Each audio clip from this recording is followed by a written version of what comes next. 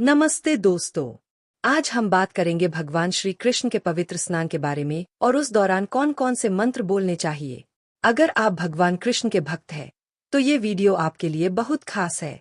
भगवान श्री कृष्ण का स्नान करना सिर्फ एक परंपरा नहीं है, बल्कि ये हमारे मन और आत्मा को शुद्ध करने का तरीका है।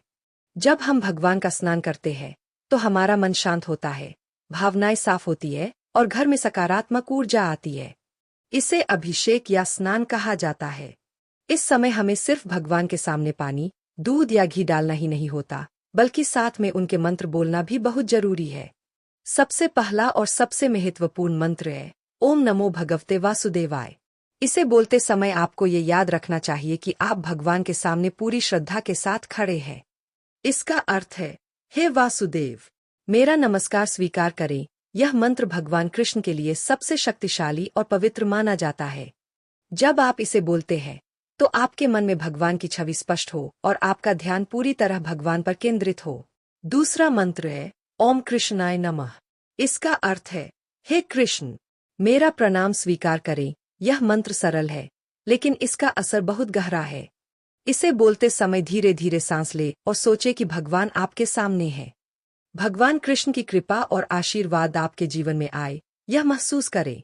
तीसरा मंत्र है हरे कृष्ण कृष्ण कृष्ण हरे हरे। ये मंत्र सबसे ज्यादा प्रसिद्ध है। इसे बोलते समय मन में भाव होना चाहिए कि भगवान कृष्ण की लीला और कृपा हम पर हमेशा बनी रहे। इसे जपने से मन शांत होता है और घर में सकारात्मक ऊर्जा फैलती है। चौथा मंत्र है गोविंदाय नमः। इसका अर्थ है, हे गोविंद, मेरा प्रणाम स्वीकार करें। भगवान कृष्ण के कई नाम हैं, गोपाल, गोविंद, मुरारी।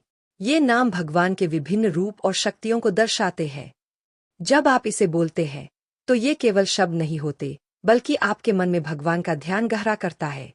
स्नान करते समय आप पानी, दूध, दही, घी या फूल भगवान पर डाल सकते हैं। लेकिन सबसे जरूरी चीज है मन का भक्ति भाव। मंत्र बोलते समय सिर्फ जुबान से नहीं, बल्कि दिल से बोलना चाहिए। इसी में असली शक्ति है। भगवान को हमारी भक्ति और मन की शुद्धता पसंद है। अब बात करते हैं, इसे रोजाना करने से क्या लाभ होता है। सबसे पहले, मन शुद्ध होता है। जब हम भगवान के मंत्र बोलते हैं तो हमारे अंदर की नकारात्मक भावनाएं कम हो जाती है।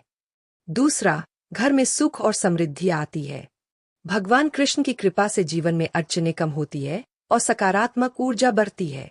तीसरा, यह हमारी मानसिक शांति के लिए भी बहुत अच्छा है। लगातार भक्ति और मंत्र जप से तनाव और चिंता कम होती है।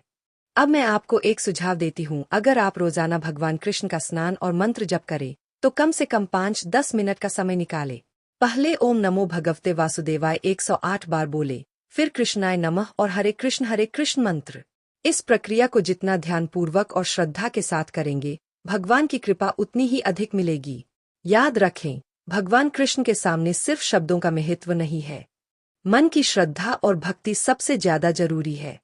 जब आपका मन पूरी तरह भगवान के नाम और रूप में लीन होगा, तभी मंत्र का असर आपके जीवन में दिखाई देगा। तो दोस्तों, आज हमने जाना कि भगवान कृष्ण के स्नान के दौरान कौन कौन से मंत्र बोलने चाहिए, उनके अर्थ क्या है और इसे करने से हमारे जीवन में क्या बदलाव आते हैं। बस इतना ही नहीं, अगर आप इसे रोजाना करेंगे तो आपके मन और घर में हमेशा शांति और सुख बना रहेगा। अंत में मैं यही कहूंगी, भगवान श्री कृष्ण की भक्ति में हमेशा निरंतरता रखें। जब भी मौका मिले उनके मंत्र जपे और उनके सामने अपने मन की सारी श्रद्धा रखें। इससे आपका जीवन सुंदर, शांति से भरा और सकारात्मक ऊर्जा से पूरा रहेगा। जय श्री कृष्ण।